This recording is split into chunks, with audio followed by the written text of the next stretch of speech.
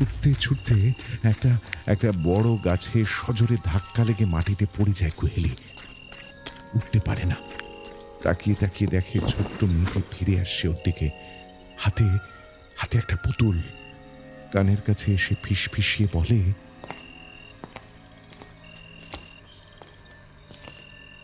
মরা নদীর পার জুড়ে শ্যাওলা ধরা দুর্গ বাড়ি, ঘুমের ভেতর নিথর দেহে লুকায় কেবল অশরীরী।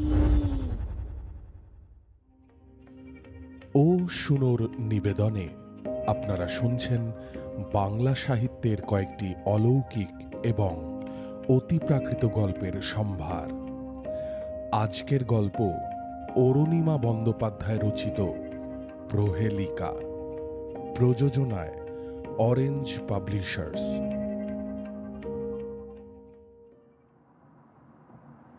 এই জঙ্গলটা বড় অদ্ভুত জানো কোহেলি। জীবনের অনেকগুলো বছর জঙ্গলে কাটালেও এই অভিজ্ঞতা বড় বিচিত্র হতে চলেছে মনে হচ্ছে। এমন একটা জায়গায় বদলি নিতে চাওয়াটা একদমই উচিত হয়নি তোমার। আমারও যেন কেমন একটা অদ্ভুত লাগছে। এখানে অনেক বুনো জন্তু জানোয়ার আছে, তুমি দেখো। বাহ, তাহলে তো ভালোই হবে। সাধে কি আর কথায় আছে, কারোর পৌষ মাস আর কারোর সর্বনাশ। তোমার তো ভালো, আর আমার যে নির্বাসন। এই জঙ্গলে কেউ বসবাস করে বলে তো মনে হচ্ছে না। এতটা দূর চলে এলাম, কোনো বাড়ি ঘর বাজার দোকান কিছুই চোখে পড়লো না। আরে এখনো আধ ঘন্টার পথ, বাংলোর কাছাকাছি পৌঁছাই, তারপর সামান্য হলেও বসতবাড়ি বাজার দোকান চোখে পড়বে। সামান্য? আমাকে নিয়ে আসার আগে এতবার করে বললাম যে নিজে গিয়ে জায়গাটা দেখে এসো, শুনলে না, শুধু মালপত্র পাঠিয়ে দিলে। এর থেকে আমার চিলাপাতার জঙ্গল অনেক ভালো ছিল। কত মানুষজন ওখানে, কখনো একা থাকতেই দিত না ওরা আমায়। আহা, এখানেও তো তোমার একজন সর্বক্ষণের সঙ্গী থাকবে, আমি তো কথা বলে রেখেছি। কে গো? কোনো জঙ্গলি পশু নিশ্চয়ই, কারণ মানুষ আছে বলে তো আমার মনে হচ্ছে না। হঠাৎ গাড়িটা সশব্দে সজোরে ব্রেক কষে দাঁড় করালো ড্রাইভার। काली बिल्ली साहब अचानक सामने आ गया। সামনের দিকে হুমড়ি খেয়ে পড়ল লালগড়ে বদলি নিয়ে আসা forest range officer Nikhilesh Maitra ও তার স্ত্রী কুহেলি। ঠিক আছে ঠিক আছে, একটু সাবধানে চালাও। জঙ্গল থেকে মানুষ না বেরোলেও এরা তো বেরোতেই পারে, কারণ এটাই তো ওদের রাজত্ব, আমরাই তো বরং আগন্তুক। গাড়িটা আবার স্টার্ট দিল ড্রাইভার। কুহেলি গাড়ির জানলা দিয়ে দেখল বেড়ালটা তখনও ওদের দিকেই তাকিয়ে আছে, জঙ্গলে মিলিয়ে যায়নি। মিলেমিশে কালো শরীরে ঘোলাটে সবুজ দুটো চোখে জলজল করা ক্ষিপ্র দৃষ্টি। কুহেলি একটা দীর্ঘশ্বাস ফেলে পিছনের সিটে মাথাটা এলিয়ে দিয়েছে। জঙ্গলের বুক চিরে সর্পিল পথ বেয়ে গাড়ি এগিয়ে চলল। চারপাশে উঁচু গাছের সারি, কোথাও কোথাও গাছের ঘনত্ব এতটাই বেশি যে গাঢ় সবুজ রংটা কালো লাগছে, সাথে বিভীষিকাময় নিস্তব্ধতা। দীর্ঘ ট্রেন জার্নির ক্লান্তি কুহেলিকে তন্দ্রাচ্ছন্ন রেখেছে এতক্ষণ। কালো পিচের রাস্তায় একটি ছোট গর্তে গাড়ির চাকা পড়ায় মৃদু ঝাঁকুনিতে সে চোখ খুলে তাকায়। ড্রাইভারের ঠিক পিছনের সিটেই বসে আছে কুহেলি, মাথাটা এখনো এলিয়ে রেখেছে। হঠাৎ চোখ গেল ড্রাইভারের ডান পাশে থাকা লুকিং গ্লাসটায়। দেখল কালো বিড়ালটা গাড়ির পিছনে দৌড়ে দৌড়ে আসছে। নিখিলেশের হাতটা চেপে ধরে চিৎকার করে উঠল কুহেলি, নিখিল, নিখিল, ওই দেখো, ওই দেখো, ও আসছে। নিখিলেশ একটু থতমত হয়ে জিজ্ঞেস করলো, কে আসছে? আরে সেই যে তখন দেখলাম না কালো বিড়ালটাকে, তখন থেকে ও আসছে আমাদের পিছু পিছু। দেখো নিখিল, ওই ওই কাছে দেখা যাচ্ছে। তবে কি ও আমাদের তাড়া করেছে? দূর, কি যা তা বলছো? ঘুমের ঘোর কাটেনি এখনো ঠিক মতো তোমার। কতটা পথ পেরিয়ে এসছি তোমার কোনো ধারণা আছে? একটা বিড়াল কখনো গাড়ির সাথে পাল্লা দিয়ে ছুটতে পারে এতটা পথ? বেশ তো, বিশ্বাস না হয় নিজেই দেখো। ড্রাইভার গাড়ির গতি বেশ কিছুটা কমিয়ে জিজ্ঞেস করলো, चाय पियेंगे साहब? নিখিল কুহেলি একটু সামলে নিল নিজেদের। জানলা দিয়ে দেখল বাইরে বেশ কিছু বাড়ি ঘর দেখা যাচ্ছে। রাস্তার পাশে রঙিন ফুল ফুটে আছে। পাহাড়ি ধাপে সবজিও চাষ হয়েছে। উঁচু উঁচু গাছের ঘন জঙ্গলটাও এখন বেশ খানিকটা পাতলা। নীল আকাশ, সূর্যের আলো দেখা যাচ্ছে। নিখিলেশ বলল, কি গো, একটু চা খাবে নাকি? শরীরটা কিন্তু ভালো লাগবে তাহলে। অনেকটা পথ জার্নি হয়েছে তো। চোখে মুখে একটু জল দিয়ে একটু বুক ভরে শ্বাস নেবে চলো। বাংলোটা আর কত দূর? এই তো চলেই এসেছি। কুহেলি গাড়ি থেকে নেমে মুখে ঠান্ডা জলের ঝাপটা দিল। একটু সতেজ লাগছে এবার। ওই দূরে পাহাড়ি ধাপের মাঝে 3-4টে টিনের চালার বাড়ি, সামনে বেড়া দেওয়া। তবে লোকজন চোখে পড়ল না। কুহেলি চট করে একবার পিছনের দিকে তাকিয়ে দেখে নিল বেড়ালটা নেই। তার মানে ওটা ওর মনের ভুলই ছিল। সত্যি তো, এতটুকু একটা ছোট্ট প্রাণী কখনো গাড়ির সাথে ছুটতে পারে? কিন্তু ওর দৃষ্টিতে কিছু যেন একটা ছিল। সেটা কি হুমকি? না, একটু বেশি ভাবা হয়ে যাচ্ছে। রুমাল বের করবে বলে কাঁধের ব্যাগটা সিট থেকে তুলতেই দেখে একটা লাল রঙের ছোট্ট কাগজের টুকরো। ভাঁজ খুলতেই দেখতে পেল তাতে লেখা রয়েছে, জ্যোৎস্না মাখা গভীর রাতে বিষ বেদনার অশ্রুপাতে প্রেমবন্দি। লেখাটা পড়ে কুহেলি চিৎকার করে ডাকে তার স্বামীকে। নিখিল, নিখিল, শিগগিরই শিগগিরই এসো এখানে। চায়ের ভাঁড়টা ফেলে দিয়ে ছুটে রাস্তার এপারে চলে আসে নিখিলেশ। কি হয়েছে? এই এই দেখো, এটা আমার ব্যাগের নিচে ছিল। কই দেখি। কে দিল বলো তো এটা? নিখিলেশ কাগজটা পড়ে বলল, তা তুমি আবার এটা নিয়ে চিন্তায় পড়লে নাকি? গাড়িতে কত যাত্রী ওঠে জানোই তো। কেউ হয়তো ফেলে গেছে। মোট কথা তোমাকে কেউ দেয়নি। চলো চলো, চা খাবে চলো। না, আমার ভালো লাগছে না, চা খাবো না। চলো বাংলোয় চলো তাড়াতাড়ি। আচ্ছা বেশ, তাই চলো। বাংলো আর এখান থেকে তো 5 মিনিট দূরে, এক্ষুনি পৌঁছে যাব। গিয়ে স্নান সেরে একটু ভালো করে ঘুমিয়ে নিও। বিকেলে উঠে দেখবে একদম ঝরঝরে লাগছে। প্রায় 150 বছরের পুরনো এই বাংলোটি কোনো এক নেপালি রাজার আমলে বানানো হয়েছিল। এখন সরকারি অফিসারদের বাসভবন হিসেবেই ব্যবহার হয়। কাঠের এই সুবিশাল বাড়িটির দরজা, জানলা, সিঁড়ি, খিড়কি এবং খিলানে এখনো ঐতিহ্যবাহী স্থানীয় কাঠের কারুকাজ রয়েছে। সামনে সবুজ ঘাসের জমি, অসংখ্য রঙিন ফুলের ঝোপ। একটি সুন্দর দোলনাও রয়েছে। পিছনে কমলা লেবুর বাগান। দূরে নীলচে কুয়াশা মাখা পাহাড় শ্রেণী। এই মনোরম বাংলোটি আগামী 1 বছরের জন্য নিখিলেশ ও কুহেলি মৈত্রীর ঠিকানা। 1 মাস আগেই আসবাব ও সাংসারিক প্রয়োজনের সমস্ত জিনিস দিয়ে সাজানো গোছানো হয়ে গিয়েছিল। বাংলোর সামনে সবুজ লনে ওরা এসে দাঁড়াতেই বেঁটেখাটো চেহারার একটি লোক ভিতর থেকে দৌড়ে এসে সেলাম ঠুকল। গাড়ি থেকে লাগেজ নামিয়ে রেখে ড্রাইভার ফিরে গেছে। এই গাড়িতেই আপাতত বাংলো থেকে অফিস আসা যাওয়া করবে নিখিলেশ। দোহারা চেহারার লোকটা চোখের নিমিষে সমস্ত লাগেজ ঘরে ঢুকিয়ে হাসি মুখে নিখিলেশের সামনে এসে দাঁড়ালো। কি নাম তোমার? मेरो नाम जेरिकोको।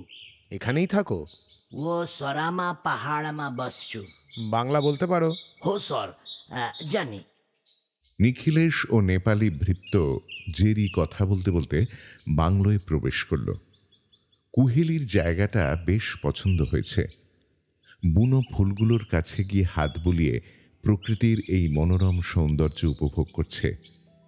যেদিকেই তাকায় নীলচে পাহাড়ের হাতছানি। বাংলোর চারপাশ উঁচু পাঁচিল দিয়ে ঘেরা। পা থেকে চটিজোড়া খুলে কুয়াশা ভেজা সবুজ ঘাসের উপর পা রাখল। কি আরাম! আস্তে আস্তে হেঁটে গিয়ে দোলনাটায় বসল। দুলতে দুলতে চোখ গেল পাঁচিলের কোণে। একটা বাচ্চা মেয়ে পুতুল নিয়ে বসে ওর দিকে তাকিয়ে হাসছে। অবাক হলো কুহেলি। এতক্ষণ কি মেয়েটা এখানেই ছিল? কই, দেখতে পাইনি তো। হাতের ইশারায় মেয়েটিকে ডাকতেই পিছন থেকে জেরি বলে উঠল, উনি মেরো ছোড়ি ম্যাডাম, কথা বলতে পারে না। বলেই মেয়েটির হাত ধরে টেনে নিয়ে বাংলোর বড় গেট পেরিয়ে বাইরে চলে গেল। ভারী অদ্ভুত তো, কথা বলতে না পারলেই বা কি, এত তাড়াহুড়ো করে টেনে নিয়ে চলে যাওয়ার কি কারণ ছিল? দোলনায় ওর পাশে এসে বসলো নিখিল। এখন শরীরটা একটু ঠিক লাগছে তো? নিখিলের কাঁধে মাথা রেখে কুহেলি বলল, জায়গাটা বেশ সুন্দর, বলো। তোমার পছন্দ হলেই হবে। আমার তো সারাদিন জঙ্গলেই কেটে যাবে, এখানে থাকবে তো তুমি। আচ্ছা, তুমি যে তখন বললে আমার সাথে সর্বক্ষণ একজন থাকবে, সে কে? জেরির ওই ছোট্ট মেয়েটি? জানো, ও কথা বলতে পারে না। কার মেয়ে? জেরির? হ্যাঁ, পাঁচিলের ওই কোণে বসে পুতুল নিয়ে খেলছিল। আমি ডাকতেই জেরি ওকে নিয়ে চলে গেল। জেরিই তো বলল ওর মেয়ে নাকি কথা বলতে পারে না। কিন্তু জেরিকে তো আমি বাজারে পাঠালাম টাকা দিয়ে, বেশ কিছুক্ষণ আগেই। ও তো বাংলোর বাগানের গেট দিয়ে বেরিয়ে গেল তখনই। এদিকে আবার কখন এলো? তোমার কোথাও ভুল হচ্ছে না তো? না গো, আমাকে নেপালি ভাষায় বলল তো এটা ওরই মেয়ে। তারপর টেনে নিয়ে বেরিয়ে গেল, বেশ খানিকটা জোর করেই, জানো তো। ও, তাহলে হয়তো আবার ফিরে এসেছিল, আমি খেয়াল করিনি। যাই হোক, বিকেল হয়ে গেল, চলো এবার ঘরে চলো। মাথায় হিম পড়লে আবার ঠান্ডা লেগে যাবে কিন্তু। নতুন জায়গা, নতুন হাওয়া, এখন কদিন একটু সাবধানে থাকতে হবে। তাই আজ রাতের খাবারটা না জেরি দিয়ে যাবে বলল। কাল থেকে তুমিই রান্না করো, ও তোমাকে সাহায্য করবে। ঘরগুলো বেশ সুন্দর, যত্ন করে গোছানো। বড় বড় কাচের জানলা ভারী পর্দায় ঢাকা।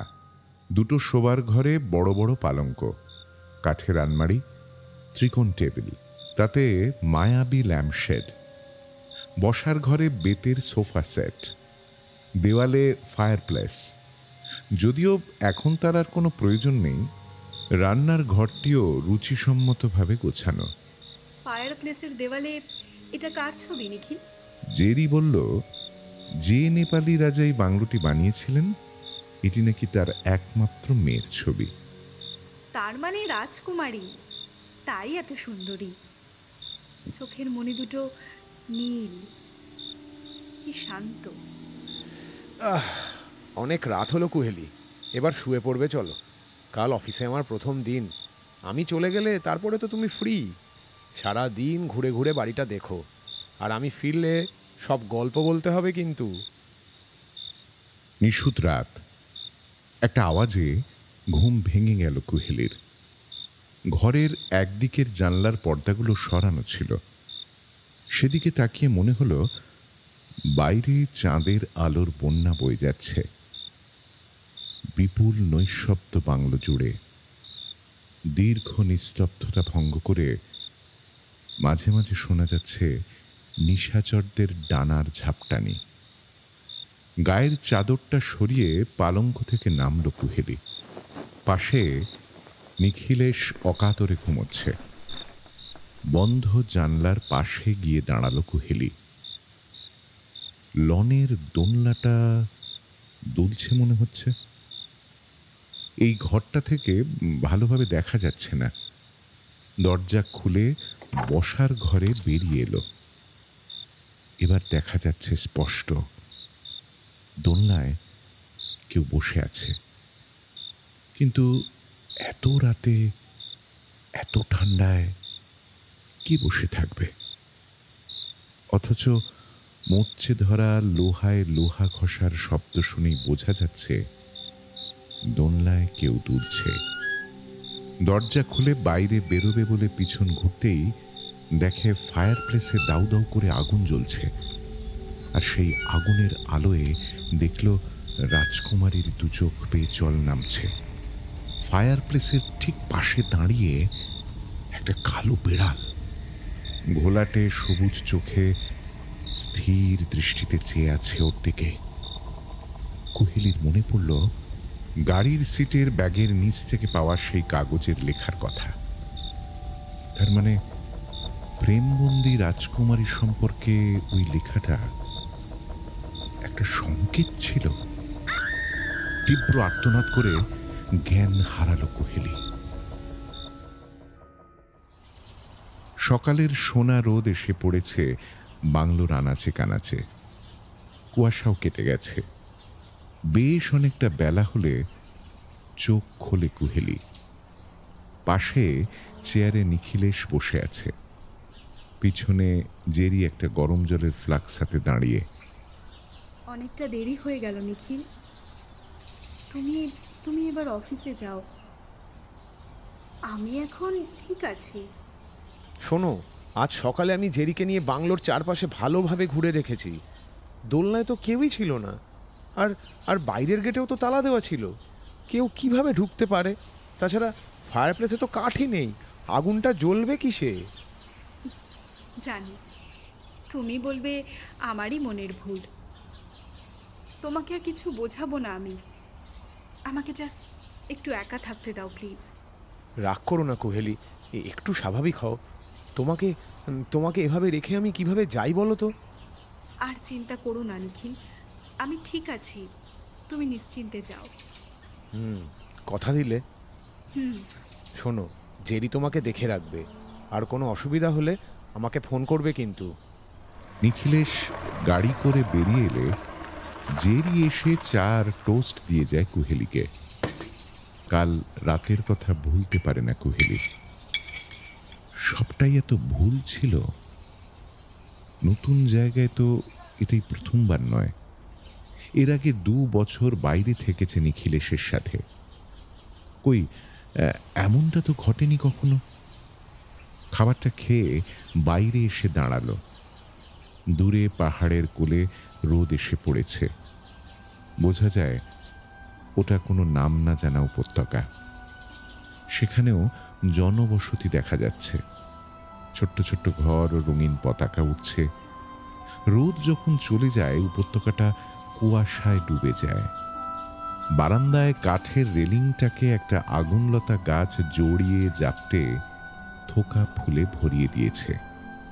ফুলের গায়ে হাত বোলাতে বোলাতে ভাবছে, কাল রাতে ফায়ার প্লেসের আগুনটাও তো এরকমই কমলা রঙের ছিল। সেটাও মিথ্যে তাহলে, মনের ভুল। আর রাজকুমারীর চোখের জলটা স্পষ্ট দেখেছে, 2 চোখ বেয়ে গড়িয়ে পড়া জল। হয়তো সেটাও মিথ্যে। কাঠের সিঁড়ি বেয়ে লনে নেমে গেল কুহেলি। খালি পায়ে এগিয়ে গেল দোলনার দিকে। জ্যোৎস্নার আলোয় কাল ও পরিষ্কার দেখেছে এখানে বসে কেউ দুলছিল। অথচ নিখিল বলল কেউ ছিল না, ওটা মনের ভুল। হঠাৎ নজরে এলো দোলনার নিচে একটা পুতুল পড়ে আছে। চোখের মণি দুটোর রং নীল, একদম রাজকুমারীর মতো। এই পুতুলটা কাল ওই বাচ্চা মেয়েটার হাতে ছিল না? এখানে এলো কি করে? পুতুলটা হাতে তুলতেই দেখলো একটা কাগজের টুকরো, একদম গতকালের টুকরোর মতো। মাছ খুলে দেখলো লেখা আছে, এ শহরে মানুষ নেই, আছে ছায়াময় মায়া। ইতিহাসের প্রেতাত্মারা রক্ত লোভে, সবুজ চোখে বিড়াল কালো হওয়া। পা মুড়ে ঘাসের উপর বসে পড়ে কুহেলি, চিৎকার করে ডাকে, জেরি, জেরি! ঘরের ভিতর থেকে দৌড়ে আসে জেরি। এই এই পুতুলটা তুমি চেনো জেরি? না তো ম্যাডাম। এটা এটা তোমার মেয়ের না? মেরু চড়ি, শাদি করিনি আমি। কি? কাল বিকেলে তুমি তো আমাকে বললে তোমার মেয়ে বোবা, তারপর তারপর টেনে নিয়ে চলে গেলে ওই গেটটা দিয়ে। এই পুতুলটা তখন তোমার মেয়ের হাতে ছিল, আমি আমি দেখেছি। না ম্যাডাম, আপনি ভুল বলছেন। চিৎকার করে কেঁদে ফেলে কুহেলি। না না না, আমি ভুল করিনি, আমি ভুল দেখিনি, ভুল শুনিও নি। তোমরা তোমরা ভুল বোঝাচ্ছ আমাকে। চলে যাও, চলে যাও, তুমি এক্ষুনি এখান থেকে চলে যাও। সেদিন তাড়াতাড়ি বাংলোয় ফিরে আসে নিখিলেশ। এক বাক্স মিষ্টি নিয়ে ফিরেছে। অফিসে আজ প্রথম দিন ছিল। ওরা ফুল মিষ্টি দিয়ে অভ্যর্থনা জানিয়েছিল নতুন অফিসারকে। নিখিলেশ ফিরলে জেরি বাড়ি চলে যায়। যাওয়ার আগে সে নিখিলেশকে সকালে কুহেলির বলা কথাগুলো সবই জানিয়ে দেয়। যদিও নিখিলেশ এই প্রসঙ্গে কোনো কথাই বলেনি কুহেলির সাথে। আপ্রাণ চেষ্টা করেছে সে স্ত্রীকে স্বাভাবিক রাখার। কুহেলিও চেষ্টা করেছে স্বাভাবিক থাকার। অথচ তার মনের মধ্যে তোলপাড় চলছে। কিছুতেই হিসেব মিলছে না।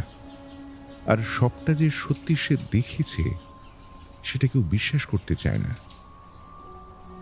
নিখিলেশ বলছে একটা টিভির ব্যবস্থা করে দেবে, আর ছুটির দিন বাজারে গিয়ে কিছু বই কিনে আনবে। কুহেলি সেলাই করতে ভালোবাসে। সে সরঞ্জাম তার সাথেই থাকে সব সময়। নিখিলেশ বলছে কাল ও অফিস চলে যাওয়ার পরে যেন সেসব বের করে নিয়ে সেলাই করা শুরু করে। কুহেলি জানে নিখিলেশ আসলে ওকে ইচ্ছে করে কাজে ব্যস্ত রাখতে চায়।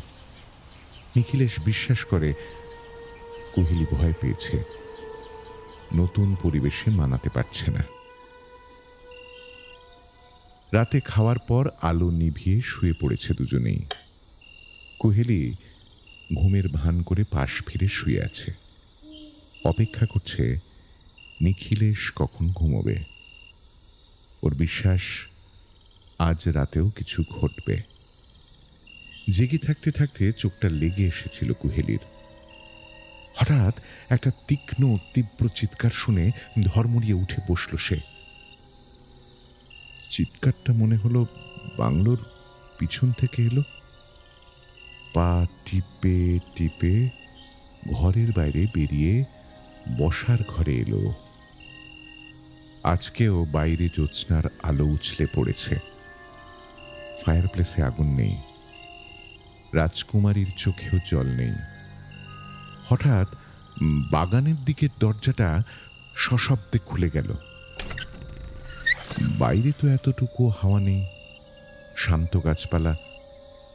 খোলা দরজা দিয়ে বারান্দায় বেরিয়ে এলো কুহেলি। দূরের পাহাড়গুলোয় জমাট বাঁধা অন্ধকার, কোথাও কোনো শব্দ নেই। তাহলে চিৎকারটা কে করল? স্পষ্ট শুনেছেও বাগানের দিক থেকে এসেছে শব্দটা। হঠাৎ মনে হলো কাঠের মেঝেতে যেন ভারী পায়ের শব্দ। পিছন ঘুরতেই দেখে সেই বাচ্চা মেয়েটি পুতুল হাতে দৌড়ে সিঁড়ি দিয়ে নেমে বাগানে হারিয়ে গেল। কুহেলিও ওর পিছনে ছুটতে শুরু করলো। মেয়েটি থামল না। কুহেলিও পাগলের মতো ছুটছে। বাগানের ভিতর গাঢ় অন্ধকার, চাঁদের আলো এখানে এসে পৌঁছতে পারে না। ছুটতে ছুটতে একটা বড় গাছে সজোরে ধাক্কা লেগে মাটিতে পড়ে যায় কুহেলি। উঠতে পারে না। তাকিয়ে তাকিয়ে দেখে ছোট্ট মেয়েটি ফিরে আসছে ওর দিকে, হাতে হাতে একটা পুতুল। কানের কাছে এসে ফিসফিসিয়ে বলে, মরা নদীর পার জুড়ে শ্যাওলা ধরা দুর্গ বাড়ি, ঘুমের ভেতর নিথর দেহে লুকায় কেবল অশরীরী। বসার ঘরে বেতের সোফায় গা এলিয়ে শুয়ে আছে নিখিলেশ। পরপর দুদিন অজ্ঞান অবস্থায় বাংলোর বাইরে থেকে পাওয়া গেছে কুহেলিকে। অসহায় বোধ করছে নিখিলেশ। সিদ্ধান্ত নিতে পারছে না কুহেলিকে এখানে রাখবে নাকি কলকাতায় পাঠিয়ে দেবে। কুহেলির কি কোনো মানসিক সমস্যা হচ্ছে? সবেমাত্র নতুন অফিসের চার্জ নিয়েছে, এখনই তো ছুটি নেওয়া সম্ভব নয়। আর কয়েকটা দিন অপেক্ষা করা কি ঠিক হবে, নাকি ঘটনাগুলো বাড়িতে এখনই জানানো উচিত? অপেক্ষা করতে গিয়ে যদি কোনো বড় দুর্ঘটনা ঘটে যায়। টলমল পায়ে চায়ের কাপ নিয়ে এগিয়ে আসে কুহেলি। নিখিল, আরে আরে, তুমি আবার উঠে আসতে গেলে কেন? জেরি কোথায়? ওকে একটু বাজারে পাঠিয়েছি ও, কেন?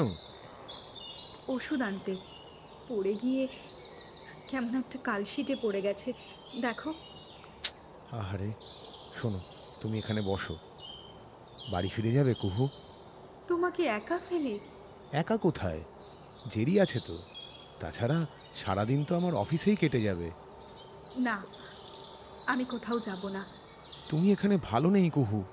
দেখছো না, এসে থেকে একটার পর একটা দুঃস্বপ্ন দেখছো। তোমার তোমার শরীরের ক্ষতি হচ্ছে তো, বলো। দুঃস্বপ্ন? কোনটা কোনটা দুঃস্বপ্ন নিখিল? সবটা সত্যি। কাল ওই মেয়েটা সত্যি এসেছিল, আবার ওর হাতে পুতুলটাও ছিল।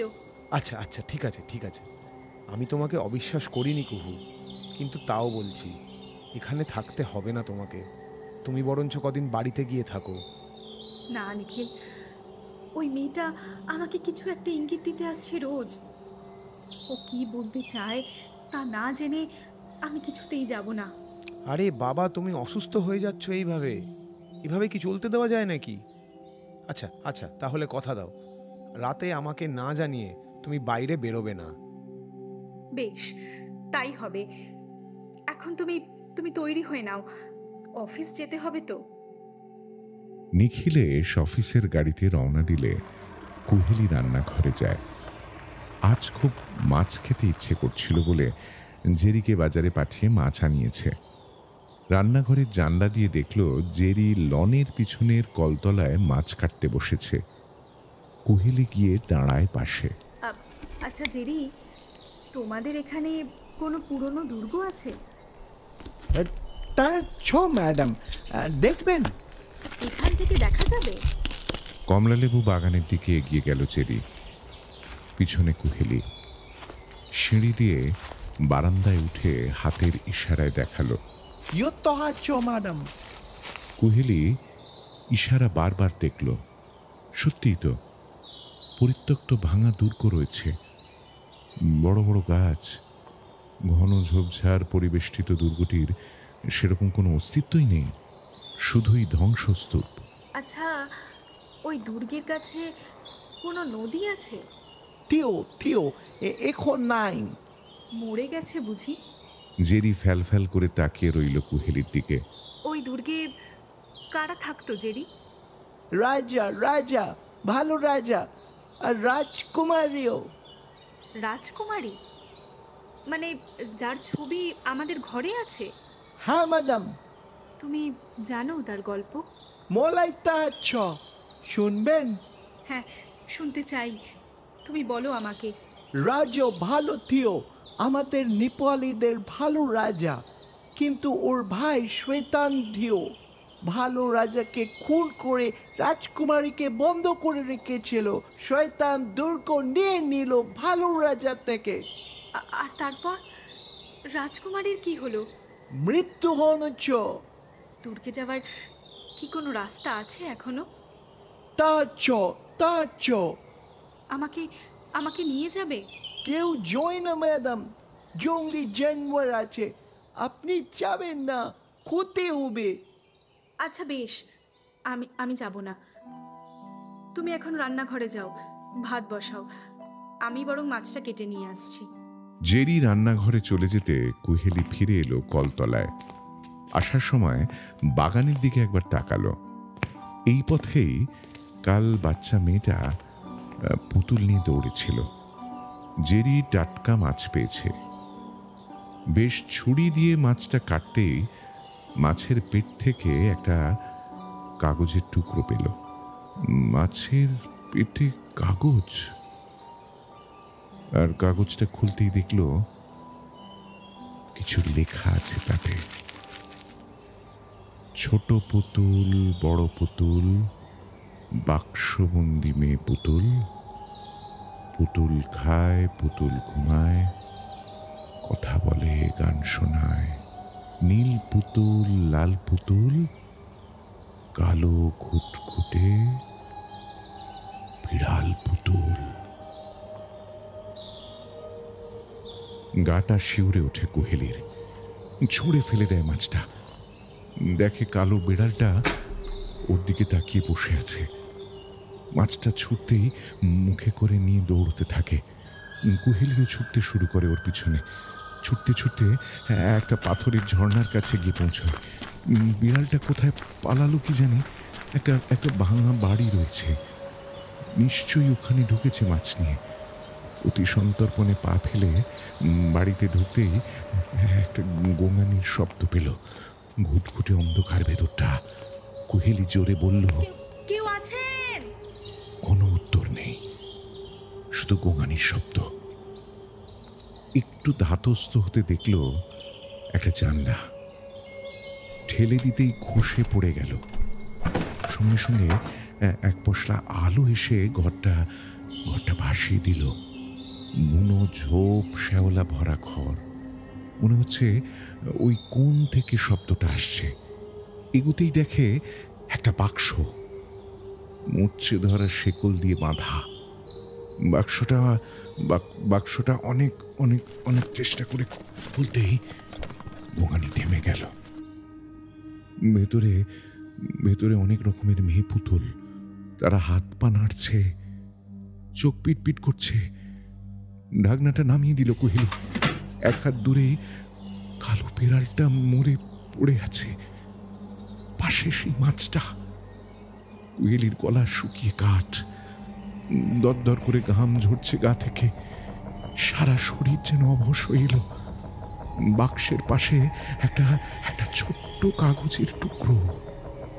কাঁপা হাতে তুলে নিতেই দেখলো লেখা আছে, রাজকুমারী মরে যায়, হীরের আঙুল কাটা, মুক্তি খোঁজে পাথর ঘরে, সোনার শেকল আটা। পাগলের মতো দৌড়তে থাকে কুহেলি। কোন দিকে যাচ্ছে সে বুঝতে পারে না। শুধু ছুটে চলেছে ওর চোখে কিচ্ছু দেখতে পায় না, কানেও কিচ্ছু শুনতে পায় না। শরীরটা ভীষণ হালকা লাগছে, ভালুকের মতো হালকা, যেন শূন্যে ভাসছে।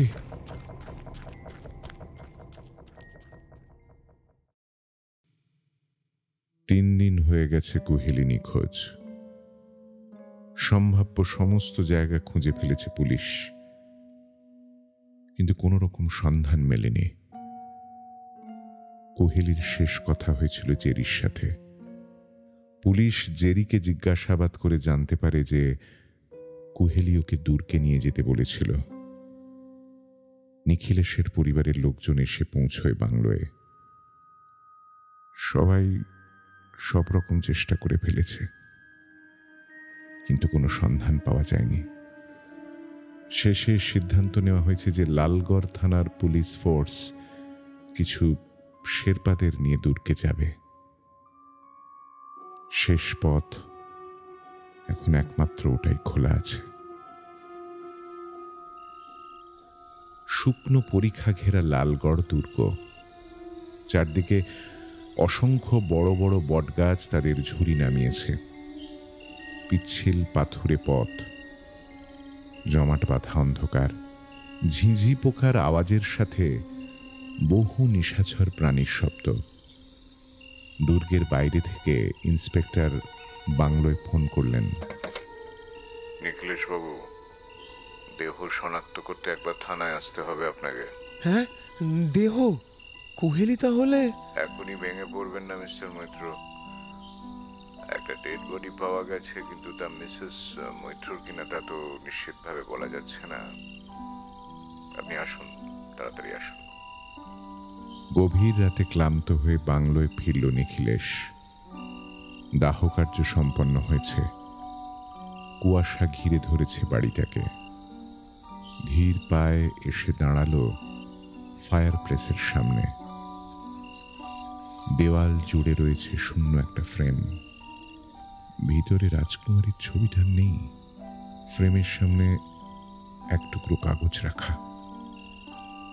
হাত বাড়িয়ে তুলে নিল নিখিলেশ। আমি তো নেই এখানে, আমি আছি সুদূর অতীতে, সন্ধ্যার বাতাসে গা ছমছম, জঙ্গলে দমকা হাওয়া, যেন আমি রয়ে যাব সেখানে। ও শুনোর নিবেদনে শুনলেন আজকের গল্প অরুণিমা বন্দ্যোপাধ্যায় রচিত প্রহেলিকা। পাঠে দিব্যেন্দু, রক্তিম, পূর্বিতা এবং অভিজিৎ। প্রযোজনায় অরেঞ্জ পাবলিশার্স। শব্দ সংযোজন এবং আবহ ই ফ্ল্যাট স্টুডিও। প্রচ্ছদ আকাশ।